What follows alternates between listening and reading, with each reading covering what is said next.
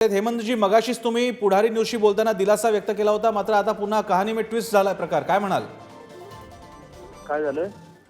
छगन भुजबळ म्हणाले आहेत की मी नसेन तर राष्ट्रवादीकडून दुसरा उमेदवार दिला जाईल. तुम्ही मगाशीच पुढारी न्यूजशी बोलताना म्हणालात की हा दिलासादायक निर्णय आहे, पण आता मात्र ट्विस्ट आल्यासारखं दिसतंय. नाही, मला असं वाटतं का यामध्ये राज्यस्तरीय महायुतीचे सर्व नेते एकत्रित बसून निर्णय घेतील.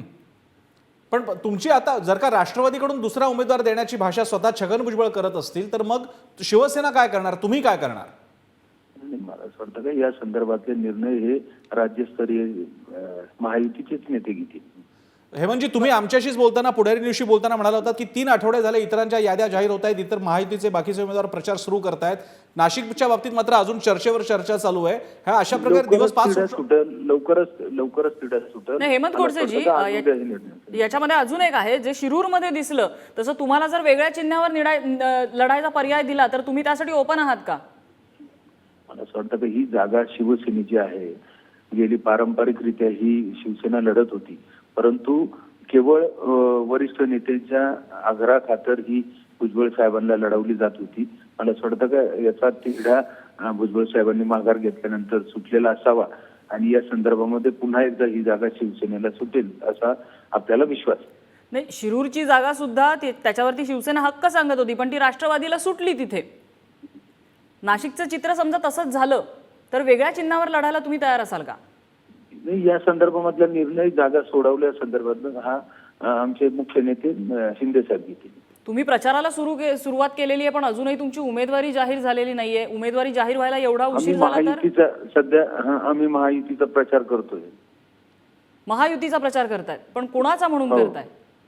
महायुती म्हणजे महायुतीमध्ये जे काही शासनाने कामं केलेले असतील, जे काही आपण विद्यमान खासदार म्हणून केलेले असतील, केंद्रातून जे काही कामं झालेली असतील मतदारसंघामध्ये, या गोष्टीचा प्रचार प्रसार करतो. हेमंतजी, तुम्ही आमच्यासोबत राहाच. आपल्यासोबत महायुतीतलेच राष्ट्रवादीचे घटक पक्षाचे प्रतिनिधी अमोल मिटकरी आपल्यासोबत आहेत. अमोलजी, काय नेमका प्रकार चाललेला आहे? राष्ट्रवादी सोडत नाहीये, शिवसेनेला मिळत नाहीये जागा, काय म्हणाल याबद्दल? नाही, एक लक्षात घ्या की आता तुमच्याशी फोनवर बोलण्यापूर्वी मला असं सांगितलं गेलं की भुजबळ साहेबांनी त्या जागेवरचा दावा सोडलाय. ती माहिती मी स्वतः डोळ्यांनी पाहिली नाही किंवा ऐकली नाही किंवा त्यांची पत्रकार परिषद बघितली नाही. तरीही जर हा दावा राष्ट्रवादी काँग्रेस पक्षाने सोडला असेल किंवा भुजबळ साहेब स्वतः लढण्यास इच्छुक नसतील तर याच्या मागचं नेमकं काय कारण आहे हे मला अद्याप माहित नाही. पण एवढं मात्र नक्की सांगतो, महायुतीमध्ये समन्वयानं त्या जागेवर ज्याला कोणी लढवायचं असेल ते दोन्ही पक्ष त्या गोष्टीला मान्यता देऊन मिटकरजी, अमोलजी, तुम्ही आता म्हणाला की छगन भुजबळ असं बोलायचं तुम्ही ऐकलेलं नाहीये. तुमच्या माहितीसाठी मी पुन्हा एकदा आम्ही ऐकवतो तुम्हाला भुजबळ आता काय म्हणालेले जाहीर पत्रकार परिषदेत. ऐकूया. उमेदवारी माघार घेत आहात. महायुतीमध्ये राष्ट्रवादी काँग्रेस पार्टीला राज्यात 4 जागा आहेत लढायला मिळतात. मला काही कल्पना नाही. मी माघार घेतो याचा अर्थ असा नाही की राष्ट्रवादी काँग्रेस पक्षानेच माघार घेतली. दुसरा उमेदवार राष्ट्रवादीचा येऊ शकतो. मिटकरीजी, ही जाहीर पत्रकार परिषद होती, खासगीत दिलेला बाईट नव्हता हा. काय म्हणाल आता? याच्यात त्यांनी स्पष्ट सांगितलेलं आहे मी माघार घेतो. याचा अर्थ राष्ट्रवादी काँग्रेस पक्षाला तिकीट भेटणार की नाही किंवा उमेदवार मी असेल की नाही सांगू शकत नाही. याचा अर्थ त्यांच्या बोलण्यावरून मी हे सांगतो, नाशिकची जी जागा आहे ती जागा राष्ट्रवादी काँग्रेस पक्ष लढवेल आणि भुजबळ साहेब जर इच्छुक नसतील तर भुजबळ साहेब जे सांगतील तसा तिथं उमेदवार दिला जाईल. हेमंत गोडसे म्हणतात की आम्ही महायुतीचा प्रचार करू. हेमंत गोडसे मात्र दावा सोडत नाहीये. तुम्ही मात्र थेट म्हणताय राष्ट्रवादीचा दावा आहे म्हणून.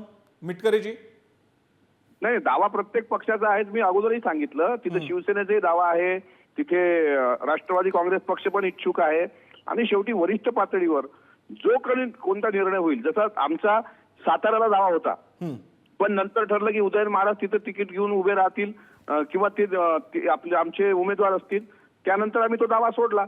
त्याच्यामुळं या जागेत जसा ट्विस्ट तुम्हाला वाटतोय तसा ट्विस्ट नाही. हेमंत गोडसे जे सांगतात ते हेमंत गोडसेच्या पक्षाच्या लाईननुसार बरोबर बोलतायत, पण शेवटी मुख्यमंत्री आणि दोन्ही उपमुख्यमंत्री हे त्यावर अंतिम निर्णय घेतील आणि त्यानंतर या जागेवर मी तरी आता एवढं सांगतो की राष्ट्रवादी काँग्रेस पक्ष ही जागा लढेल.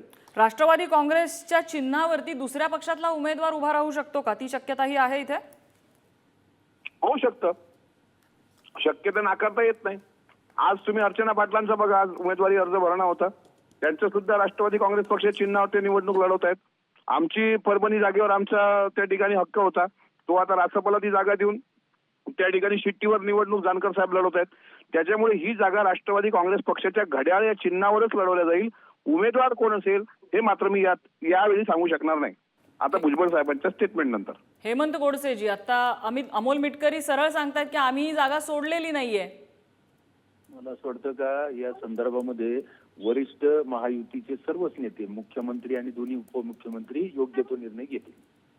पण तुम्हाला निवडणूक लढवायचीच आहे, चिन्ह कुठचंही असो असं समजायचं.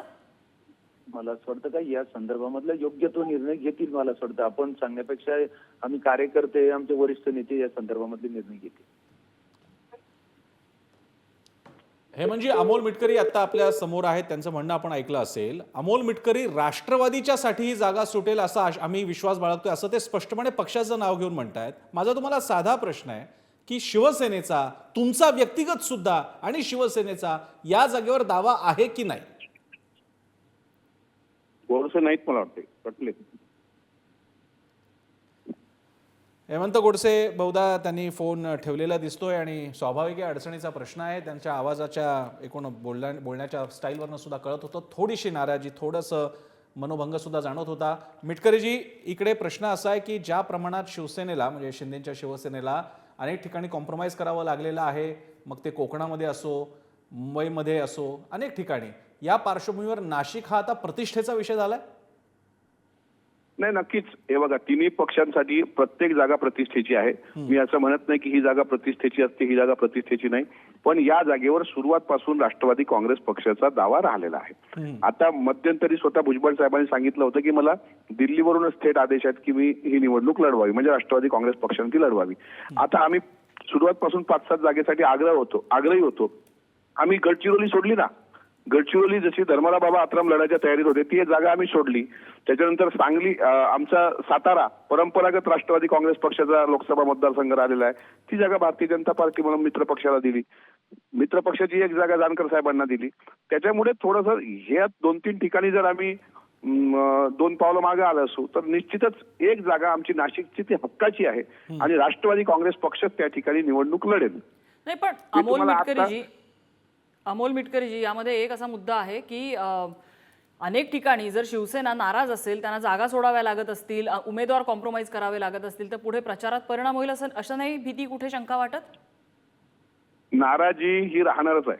बारामती लोकसभेमध्ये पूर्वीचे वेगळे चढ उतार घडल्या.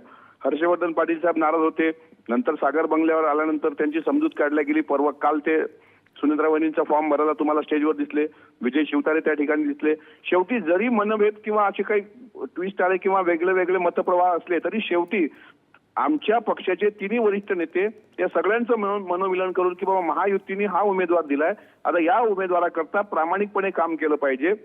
जसं राजू पारवेंना आज उमेदवारी दिली, आज पहिल्या टप्प्याचं मतदान पार पडते. राजू पारवेंसोबत प्रामाणिकपणे राष्ट्रवादी काँग्रेस पक्ष आणि भारतीय जनता पार्टीने त्या ठिकाणी काम केलंय. नितीन गडकरींसाठी, गडकरी साहेबांसाठी सुद्धा राष्ट्रवादी काँग्रेस पक्षानं तितक्याच ताकदीनं काम केलंय.